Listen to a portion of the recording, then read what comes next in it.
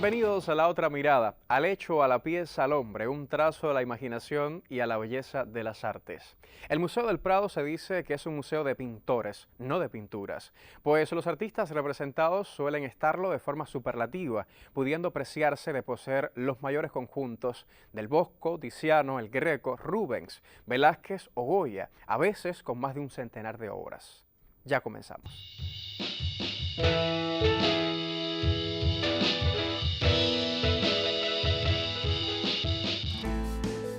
Desde su creación en el año 1819, el Museo del Prado ha sido un decisivo actor del progreso de la historia del arte. Sus salas han servido de inspiración a algunos de los pintores más vanguardistas de los últimos 150 años. Tal es el acervo que muestran orgullosos a sus visitantes.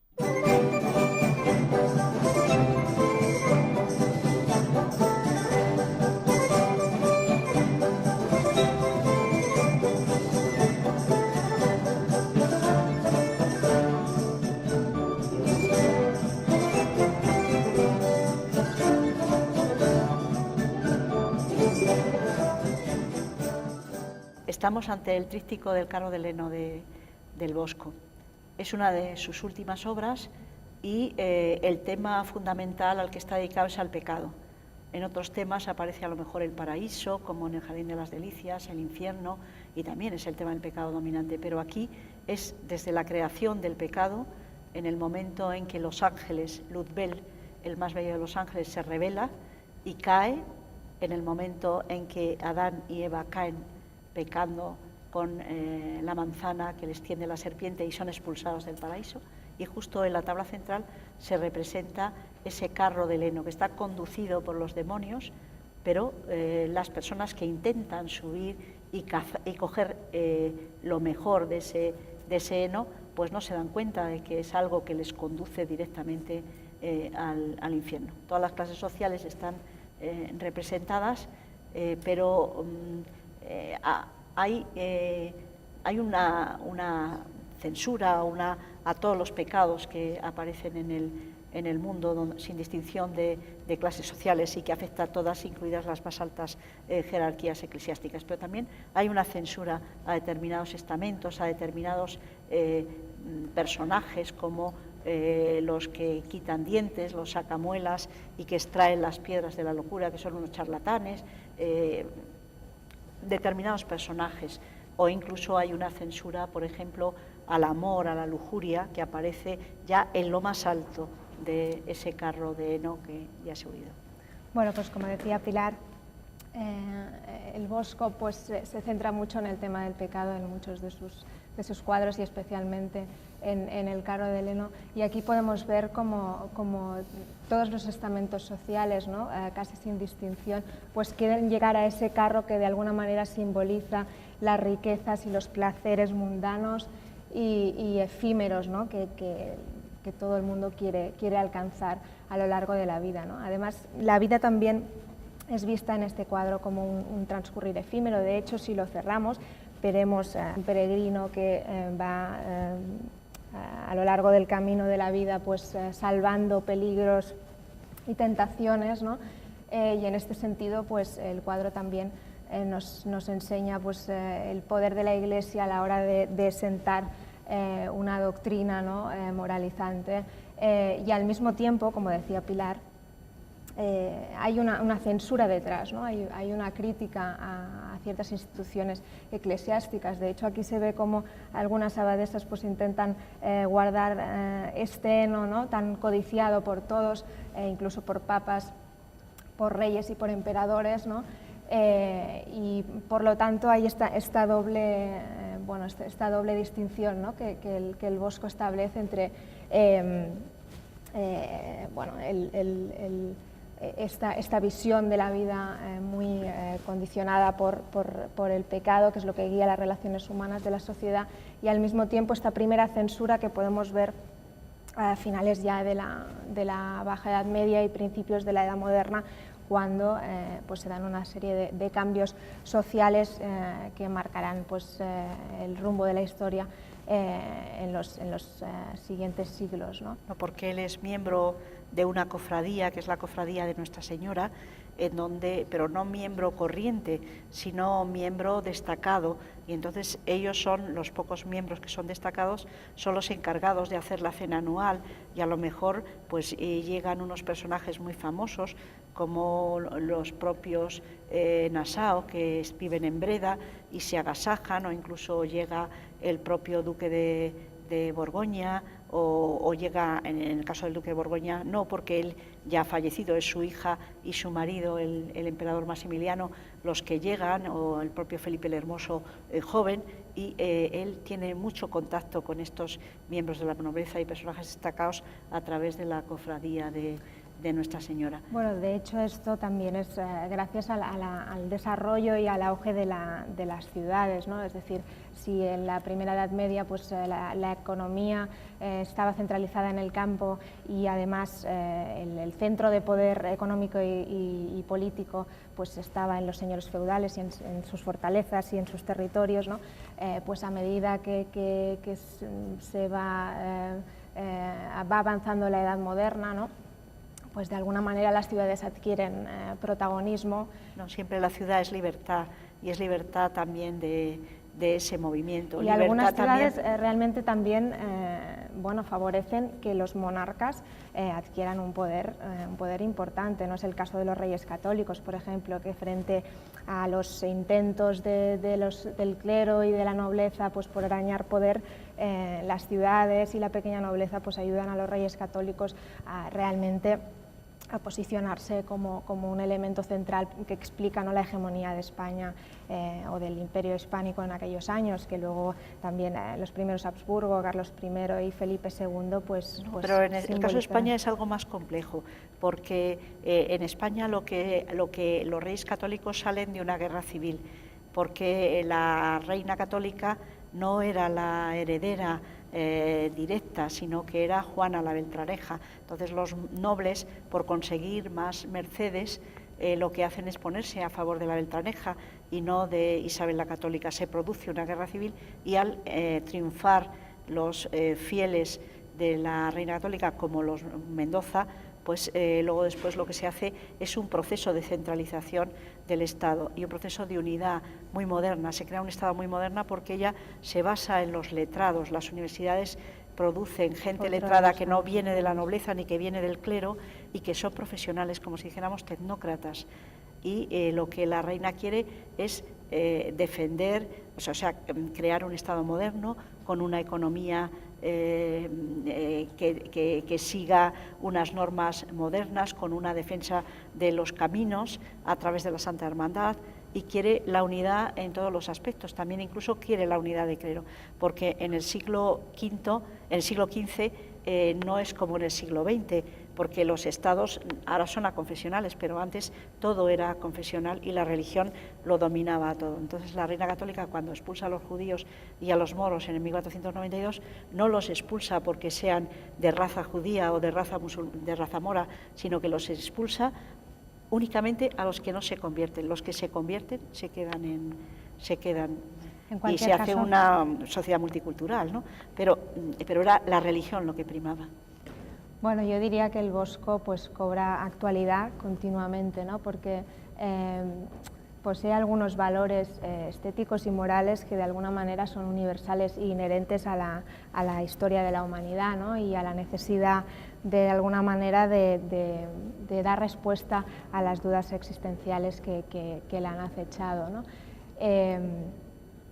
Yo creo que la idea del cielo o el infierno o el bien y el mal, ¿no? son conceptos que podemos ver en el Bosco, ¿no? Y que de alguna manera pues, son comunes a todos nosotros y nos han condicionado de alguna manera.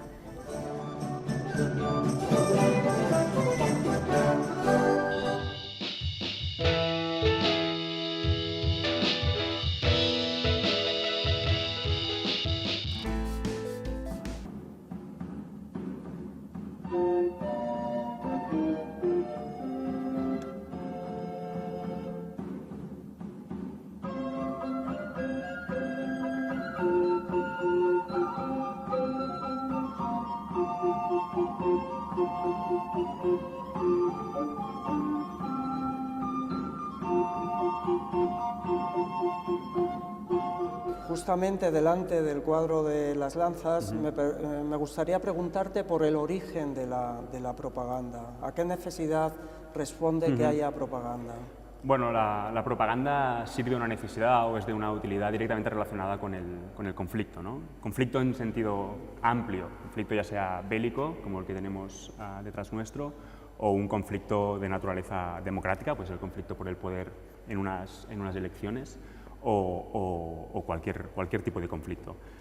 Y desde el momento en que existe el conflicto, existe la necesidad de persuadir, de convencer a las partes, ¿no? Para intentar sobrepasar, para intentar vencer al bando contrario. Y la función de la propaganda política es fundamentalmente esta, y es un buen ejemplo de ella. Sí. ¿Y qué singulariza la propaganda política del resto de los demás tipos de propagandas? Bueno, sobre todo cualquier tipo de propaganda, eso no es solo la política, sino cualquier tipo de propaganda, se basa es una forma de persuasión con fines, vamos a decir, políticos en este caso, que se sirve de la transmisión, y eso es lo que lo singulariza, transmisión controlada de la información, una transmisión de una información no tan objetiva como más parcial, ¿no? Pues se puede controlar el mensaje que se da, y ahí es lo que singulariza la propaganda. La propaganda. ¿Y cómo se casa propaganda y arte? Bueno, eso supongo que nos ayudarás más, Javier, que no yo, pero la propaganda y el arte sin duda tienen una relación. A pesar de que hoy en día entendemos propaganda más en términos de marketing político, esos carteles también pueden ser arte de algún modo, de vota tal partido, vota tal otro, esos anuncios en la radio. Hoy en día lo entendemos así, pero podemos ir más atrás, y cuando vamos más atrás el arte juega un papel fundamental. Tenemos el ejemplo, seguro que conocéis bien, del cartelismo durante guerra civil en España. Tenemos muy claramente la guerra civil, pero también durante el periodo de entreguerras, entre fascismo, comunismo, esos carteles que muchas veces encontramos en exposiciones en museos, ¿no? Que son básicamente propagandísticos, y ahí está clarísimo. Pero no solo, eso es siglo XX, no solo tenemos que ir al siglo XX, sino podemos ir, me parece, creo, mucho más atrás en la historia del arte para ver propagandas, ¿no? Bueno, sí, a mí es que me ha interesado especialmente pensando en cuadros como el que tenemos aquí, como Las Lanzas, que es una obra que tradicionalmente siempre se leía en función de Velázquez, en función de los impulsos creativos de Velázquez, y como si fuera una imagen enteramente original de Velázquez, olvidando que Velázquez a la hora de plantear su cuadro partió de fuentes muy precisas y probablemente de fuentes que le fueron dictadas, ¿no? Claro. Por ejemplo, la escena del general español Ambrosio de Spínola recibiendo las llaves de la ciudad de Breda y haciéndolo desmontado del caballo y de una manera amigable y caballerosa, que es la escena central de Las Lanzas. Lo que singulariza y define las Lanzas no es una invención de Velázquez. De Velázquez es invención la manera como construye esa acción, ¿no? Pero esa acción ya está, por ejemplo, en el sitio de Breda. Es el acto final de la escena final del sitio de Breda, que es una comedia que hace Calderón inmediatamente después de que tiene lugar el suceso bélico. Y es un acto que también se recoge en la Obsidio Bredana, que es el gran relato histórico de la toma de Breda. Con lo que Las Lanzas es un campo que nos muestra la ambigüedad del terreno de la creación artística y del terreno de la propaganda. Es el lugar donde confluyen ambos. Eso es realmente interesante, ¿no? Que comentabas, ¿no? Que a veces responde también, aparte evidentemente de la propia esencia de Velázquez, pero más quizá a un dictado, ¿no? A un fin. Y eso es lo que claramente va muy en relación con esa definición que hacíamos antes de la propaganda, ¿no? De transmitir una imagen. Sí. Ahí Velázquez, dictado por quizá Felipe IV o quien sea, le quiere transmitir esa imagen de generosidad, ¿no? de dar al vencido esa imagen honrosa, ¿no? De entregar la llave sin dar una imagen de derrota, ¿no? de crueldad.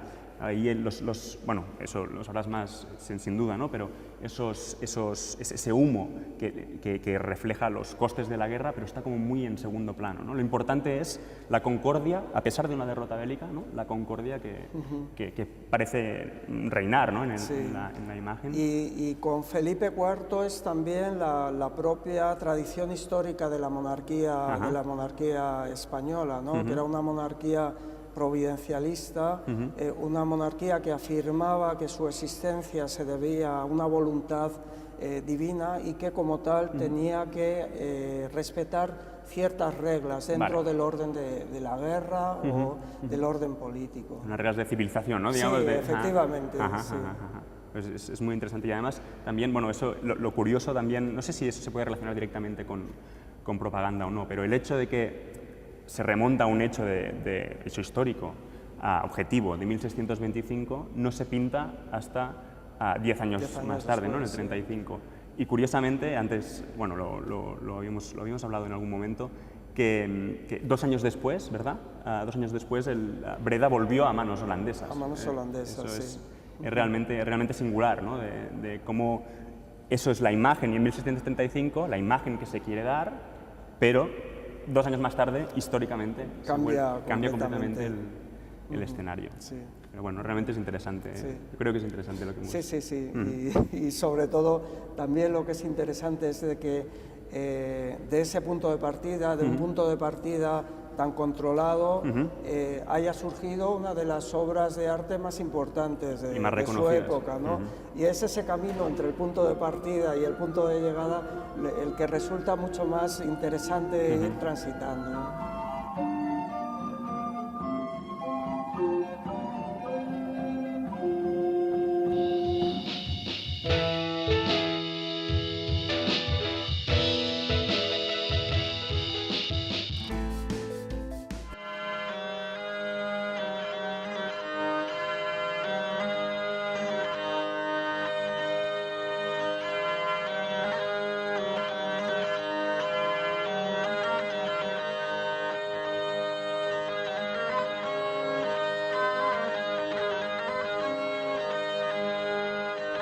La pintura que nos ocupa es el Tañedor de Zanfona de Georges de Latour. Es una relativamente nueva incorporación del Museo del Prado. Tiene aproximadamente en nuestras salas unos 20 años.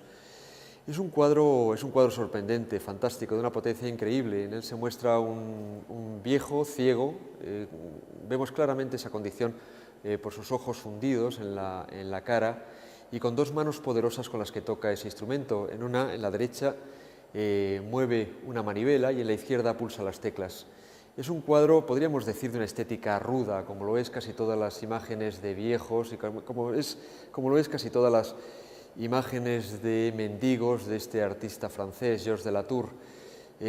Aspecto que se nota en las vestiduras, en sus manos poderosas, en sus rasgos toscos, aunque no deja de tener algún detalle como esa cinta de color asalmonado en el instrumento que hace más amable la pintura. Representa una escena muy realista ahora, y todavía debía resultarlo más en ese momento, en la época en la que el cuadro fue pintado, porque efectivamente corresponde con un tipo humano que existía en la época, que es el del viejo músico. El del viejo músico a veces aparecía también con un perrillo que bailaba sus gracias, o también participaba de esta feria que podíamos imaginar iba por los pueblos o por las propias ferias.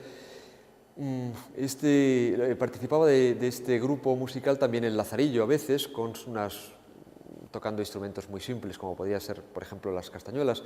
Otro cuadro del Prado, un Ramón Valleo, representa precisamente esa escena, el viejo músico, en ese caso no ciego, el perrillo y el lazarillo. A España llegó este instrumento curiosamente a través de los viejos, de este tipo de viejos, como el que vemos en la imagen. Eran viejos ciegos que recorrían distintos territorios, llegando, como digo, a España y popularizando el instrumento que procede de Francia. En España, en Castilla se llamó zanfona, en Galicia adoptó el término de zanfoña. no deja de tener cierta gracia y resulta sorprendente que para representar el sentido de la música se haya elegido precisamente este instrumento y este cuadro. En realidad el instrumento está presente en otras muchas más pinturas del Prado, casi siempre y de una forma significativa relacionada o asociada con el pecado. Está, por ejemplo, en el juicio final de la obra del Bosco, el Jardín de las Delicias, o también una imagen terrible de una calavera que conduce un carro lleno de cráneos en dirección al infierno, de nuevo, al infierno, y esa calavera lleva en su regazo precisamente una zanfona.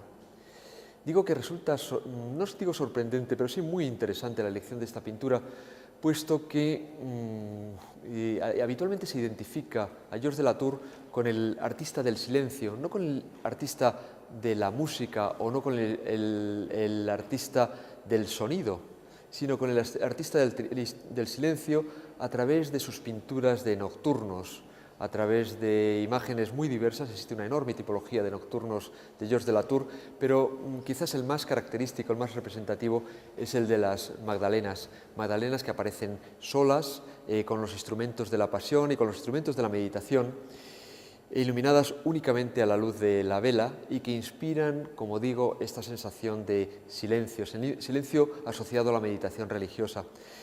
Por eso resulta atractiva esta idea de asociar la música a este instrumento que a veces tiene esas connotaciones negativas y a este artista que muchas veces está asociado con el silencio. Una visita al Museo del Prado equivale a un viaje de un paradójico mundo del sonido detenido. Aquí podemos contemplar Santa Cecilia tocando el órgano, podemos ver corte de ángeles que están tocando todo tipo de instrumentos celestiales, desde flautas hasta trompetas, sacabuches, cornetos, o también naturalmente cantando. Podemos encontrarnos escenas de madrigales, de algunos cantantes que cantan conjuntamente mientras les acompañan con un clave o incluso con laúdes, es decir, un paseo por el Museo del Prado supone disfrutar de ese momento en el que se ha detenido el sonido y lo tendremos que recrear interiormente.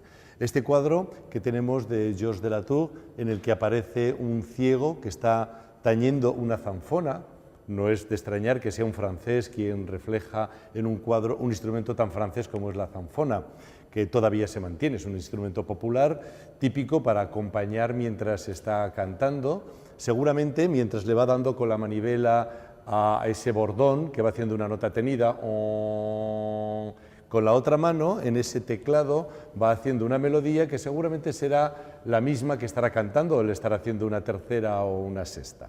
Por lo tanto, podemos ver cómo él, que no puede ver, sí que puede notar el eco de su zanfona acompañando su voz. Seguramente tendría una voz nasal, como tantos ciegos, y cantaría pues una canción, puede ser un romance, como se hacía en aquella época, cantar la historia, alguna historia truculenta, la historia de un gran asesinato, o una aventura, una batalla, o podría ser la historia de cómo fue coronado un rey. En realidad eran como periodistas que iban por distintos lugares cantando aventuras y todo ello cantándolo. Pero claro, en realidad no es un ciego con una zanfona, es una representación de un ciego que se supone que toca una zanfona. Nosotros no lo escuchamos. ¿Qué es entonces lo que debiéramos imaginarnos? Esa canción, con ese sonido de zanfona que se confunde con su voz, nos hace reflexionar también sobre si lo que canta nosotros lo podemos llegar a disfrutar si lo entendemos. Entendemos entre comillas, porque esto de entender la música es algo que no es fácil de explicar, pero sí que nos lleva a un mundo musical, un mundo sonoro, en el que además de lo que está tocando y lo que está cantando, se oirían otros ruidos aunque parece que es una escena de interior iluminada como tantos cuadros de Georges Latour, seguramente por una luz artificial, pero habría unos sonidos que nosotros no podemos escuchar. Nosotros ahora estamos escuchando en este lugar mi voz, en este silencio del Museo del Prado, que hoy nos lo han abierto a nosotros casi exclusivamente y que podemos disfrutar de este silencio que a veces suena a gritos, gritos del silencio, porque el silencio de este ciego seguramente nos hace ver cómo la música de entonces, de hace 300, 400 años, pero que podía haber sido la de hace menos tiempo, tiene una estructura que nosotros podemos reconocer y disfrutar gracias a que dentro de nuestro propio sistema, de nuestra vida, desde que hemos nacido, nosotros sabemos lo que es una repetición porque nosotros repetimos, sabemos lo que es ritmo porque nosotros somos ritmo.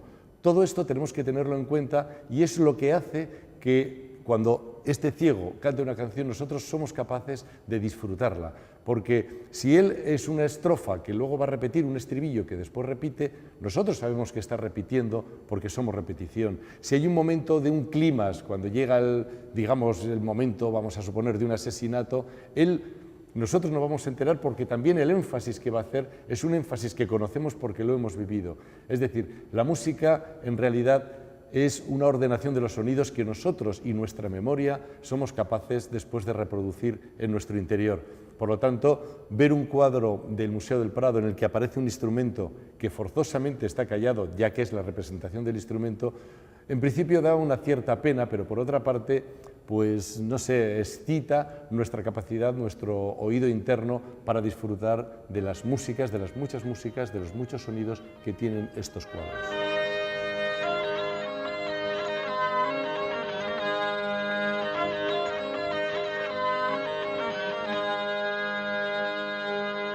Otros ojos para ver el Prado es la coincidencia entre el arte y las distintas ramas del conocimiento, un cruzamiento de certezas como el juego de preguntas y respuestas al que la humanidad se dedica desde que tiene uso de razón. ¿Ha vuelto usted a vivir junto a nosotros la experiencia de disfrutar del arte? La semana próxima regresamos con una nueva mirada al mundo de las artes visuales. Hasta entonces.